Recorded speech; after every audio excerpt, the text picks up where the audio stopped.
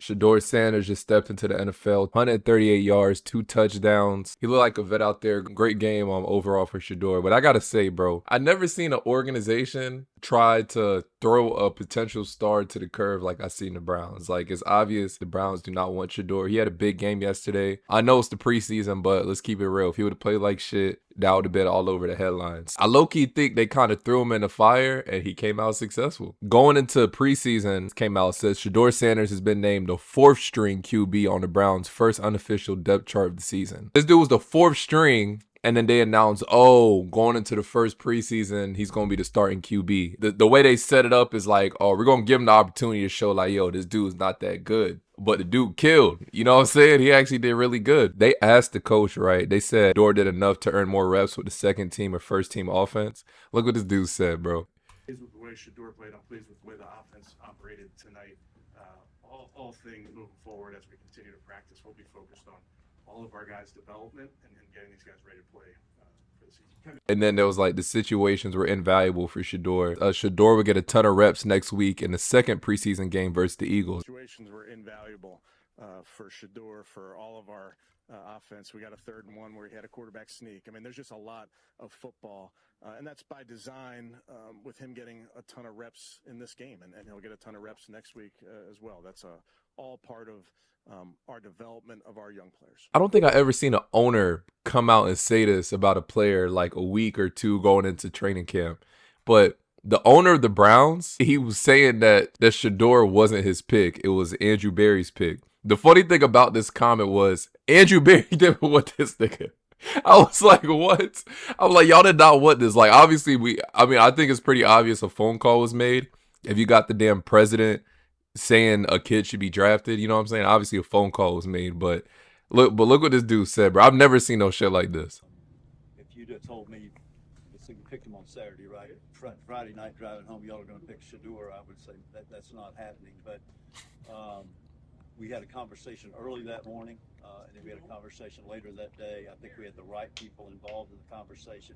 At the end of the day, that's Andrew Berry's call. Andrew made the call to pick Shedeur, just like who's going to start or what play we're going to call is Kevin's call. But that's Andrew's call. He made the call. Andrew Berry made the call, and like on something like, yo, if he play like shit, it ain't on me. That dude. So, you know what I'm saying? It's like, yo, what? Do you guys remember this? This went viral. So, you know, they passed on him, obviously. Like, every team passed on Shedeur. This dude was a projected he's a projected top 5 pick and fell to the 5th round. Not the 2nd, not the 3rd, not the 4th, the 5th round. He said he's probably a little bit opposite in terms of his personality of his dad, a little bit quieter, a little more introvert. He works hard. He's a really good kid. He wants to be great. Look at this dude's face the whole time he's talking. I think Shedeur, you know, he is probably a little bit opposite in terms of his personality of his dad. You know, obviously a little bit quieter, a little bit more introverted.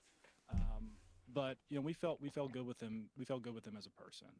You know, he works hard. He's a really good kid. He wants to be great. His teammates, you know, loved him in Colorado, and you know, I know he'll come in here ready to work. You know, ready to try and put his best foot forward in all areas of competition. Even people call that bullshit. It was like, lying ass nigga. He didn't want to pick Shedeur. He didn't even got to lie, bro. Locker room after the one. All right, fellas. Hey, that concludes that block versus Carolina. That compete block, that's it. And guess what? That block that we just got completed with that practice versus them with this game tonight, this football team got better. This football team got better this entire week by stacking these days, by competing versus them out there on the practice field, by competing versus them on the game field. 0 giveaways.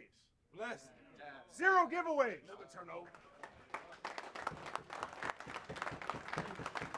Okay, special teams, Buki, takeaway. Oh yeah,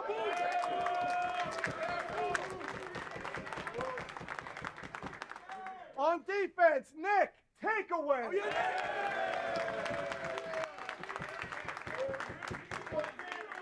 So that's +2. You win football games when you're +2. That's a hell of a job. We have a ton to learn from this football game, okay? Whether you played this game or not, there's a ton to teach off of. There's a ton to learn from, and we will. And when we're going to learn, we're getting back late tonight We're back in at 12:15 for a team meeting. Team on three. 1, 2, 3. I saw a bunch of different people reactions, bro. You know what's crazy about this? Like everybody collectively tuned in just to watch him play. As soon as that shit was over, nobody was watching that shit. And it's wild. I've been seeing the Browns use him as like a marketing tool, bro. If you go to the Browns Twitter, Instagram, whatever, it's all Shedeur. Look, they got 1.6 million followers. Look, Shedeur, Shedeur. Like, yo, it's just crazy, bro. Yo, they talk about all in due time. Y'all never want the dude to begin with. But they got this dude all over they page, using him for like all time. They're using him for all the engagement they getting. Ladies, we can't take your calls right now. This is man time. We watching Shedeur. This is man time. This is man time. This is the first time I want to just watch football and be left alone. Go, nigga. Let's go. Let's go. Get up. That's what we talk about. Come on. My name is Willie. Willie Beamer. She-Dog. Sit behind. Whoa. Fuck, nigga. Oh, that he got 2 jerseys. What you say about? Ree, you with me now? Ree, hold on. Ree, is you with me now? Is you with 12 now? Huh? Is you with 12 now? Prom, your boy out here showing out. Your boy out here showing out, Prom. And I'm with. What a throw. What a throw. That's a dart to the back of the end zone. This is what people gotta respect about Bron. Bron always be showing love to people like in their respective industries. He said, I don't want to hear that. It's only preseason because he was out there not going in. Y'all will be on his ass. So give credit and grace. That young king looking good out there. Keep going up, head down on the grind, head high to the most high. I saw people talking about Cam Newton comments. I'm playing this. He was a 5th-round pick. Put your head down and grind. The game is not just about completing the pass. The game is more focused on the neck up. Hey, what's my side adjust? Hey, who am I hot off of? What's my signal right here? What coverage are they in? Those are the things that if I'm Shedeur, I'm worried about. I ain't worried about what the popular pick in the media is. Oh man, I threw this, I threw that. Because what we don't know from the media standpoint is the receiver may have ran the wrong route. It's so much that you have to know that you don't know from the outside looking in. He can't get comfortable. We're going to see him. He's going to have a lot of reps to be had, hopefully, throughout this preseason process. Being the 5th-round pick, you may make the team, you may not make the team. You may make practice squad, you may not make practice squad. But this is the kicker though, Peggy. You still got to be a professional because there's 31 other teams that are also looking too. How you go about your meetings on a day-to-day, how you perform, the antics, all the things that they don't really talk about, but they see. People are paying close attention to Shedeur Sanders. You want to say, oh, they just humbling him. Like, no, bro, he's no different than any other 5th-round pick in the NFL. It's a grind. I'm sorry, but that's just simply not true, bro. The other shit he said is true, but I think Shedeur is kind of in a Bronny James situation in a way, in its own respective way. Bro, when Bronny got picked, I've never seen a 2nd-round pick be the head billboard for Summer League. I don't think that's ever happened in NBA history. Usually in the NBA, the number 1 pick is supposed to be the head billboard. They gave it to a 2nd-round pick. When have y'all ever seen that? Lakers guard Bronny James front and center on NBA Summer League ad in Las Vegas. They got the number 2 pick. They got Jalen Brunson and Wemby. And then they got Bronny, right? Because, someone said good marketing, most known player. They never put the number 1 pick up there because nobody cared. Like, do y'all even remember the number 1 pick from that draft? I know who it was, the dude on the Hawks. Zachariah something. But y'all see what I mean? In Shedeur's case, I think he's the most, targeted 5th-round pick probably in history that we ever seen. For most 5th-round picks, they're not getting this type of media attention that he's generating. So there's an extra eye on him, making sure he does shit properly. Like, this game was a good step, but if he plays good here, then plays bad the next game against the Eagles, they're gonna be on his head again. So everybody who gets selected, even 1st-round picks, have a threshold of patience. The later that you get picked, the more of that threshold that people aren't willing to keep giving you. Example, you go in and you take a rep. Man, we just covered this in the meeting. Man, get out. Don't worry about it. Hey, man, get him. That's a rep right there. We done said that. Where you supposed to go versus cover 2? I done gave you the movement keys right there. You got a shade, you got a 3-tech, and then you got a 5, and then you got a 9.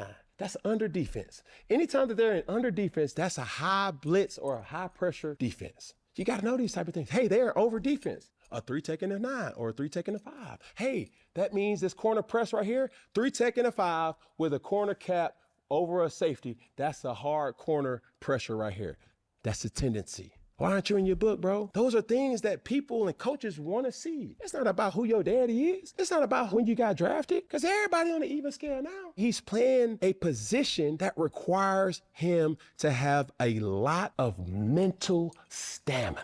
Where it's like, man, bro, I'm tired of these meetings. And even when you're in meetings, you're getting judged. Going and being in a meeting, got to show up every single day. It's those type of things that you have to understand about his position that will not show up in the stat sheet. I think there's more eyes on Shedeur than any player. Each level had always been something. So you just know how, when you figure out how people come at you and life is a cycle, it keeps repeating over and over and over, then you understand, what game this is or what they're doing. So I can never feel less than. Nobody could ever make me mentally get out of position in the situation I am. I'm thankful for who I am. I'm thankful for who my dad is. I'm thankful for my family. And, no one can make me feel bad about the blessing that I do have. Eagles game, that's going to be another test. That's going to be a tougher one than the Panthers, but I think he should do good. I'm rooting for him, but let me know your thoughts on that in the comment section. And as always, it's your boy.